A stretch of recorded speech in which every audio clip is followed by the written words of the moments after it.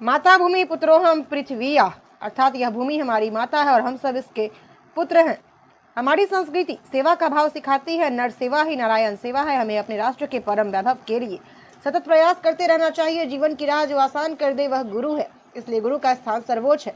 भगवान को भी बिना गुरु के प्राप्त नहीं किया जा सकता है। हमें हमारे महापुरुषों के महान कार्यों से प्रेरणा लेनी चाहिए। उक्त बातें राष्ट्रीय स्वयंसेवक संघ के अखिल भारतीय ग्राम विकास सह संयोजक शंभू प्रसाद गिरी ने सांदीपनी विद्यालय तराना में आयोजित गुरु वंदन कार्यक्रम में विद्यार्थियों एवं शिक्षकों को संबोधित करते हुए कही।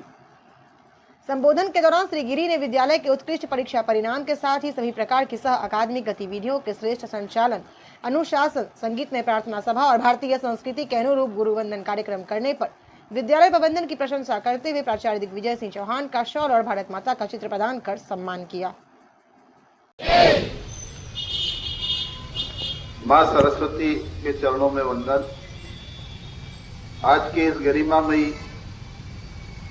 सांदीपनी स्कूल के कार्यक्रम में उपस्थित मेरे गुरुजन श्रद्धेय पांडे जी, आदरणीय विक्रम जी सर, इस विद्यालय के प्राचार्य महोदय, उपस्थित सभी आचार्य दीदी और इस विद्या के मंदिर में अध्ययनरत ऐसे भैया बहनों, आज ही बड़ा सौभाग्य का दिन है। आज गुरु पूर्णिमा है, जिसे हम व्यास पूर्णिमा भी कहते हैं। भगवान वेद व्यास ने विश्व की, दुनिया की कठिनतम समस्याओं का निदान और उनकी व्याख्या बहुत ही सरल तरीके से इस संसार में की है, इसलिए इसे व्यास पूर्णिमा भी कहते हैं। महाभारत के रचयिता ऐसे वेद व्यास भगवान, जिनका इस मानव जीवन के लिए बहुत बड़ा योगदान है और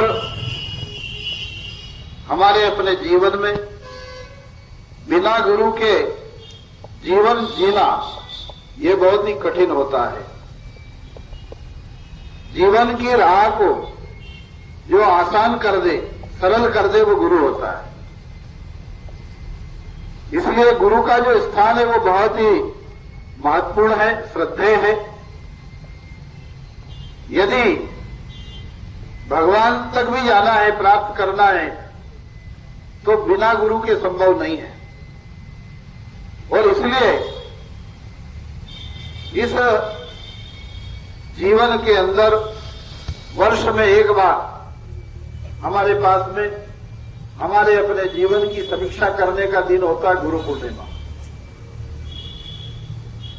और हम अपने इस वर्ष भर के किए हुए अपने अध्ययन को, परिश्रम को, व्यवहार को, समाज को, परिवार को,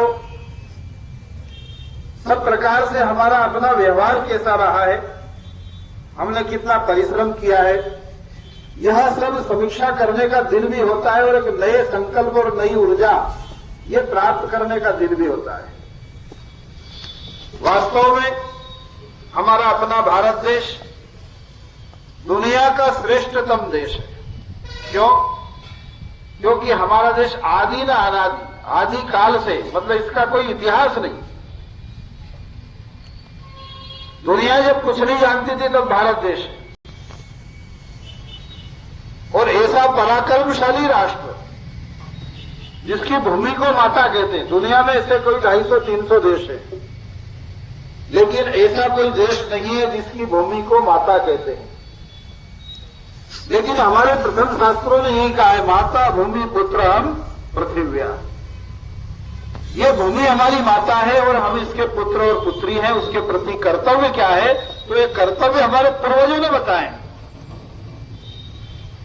उन्होंने अपने जीवन का लक्ष्य बनाया। क्रांतिकारियों ने, महापुरुषों ने इस भूमि को माता मान करके जीवन को एक पुष्प के समान जिया है।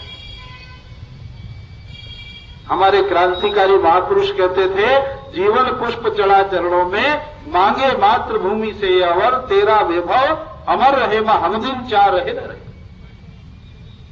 ये जगत जननी है, पुण्य भूमि है, और इसलिए ये दुनिया सुखम वर्धितम, ये दुनिया को सुख देने वाली है। इसलिए इस भारत माता की जय केवल नारा नहीं है, बल्कि सच्चे अर्थों में इस माता की सेवा करने का एक संकल्प भी लेते हैं।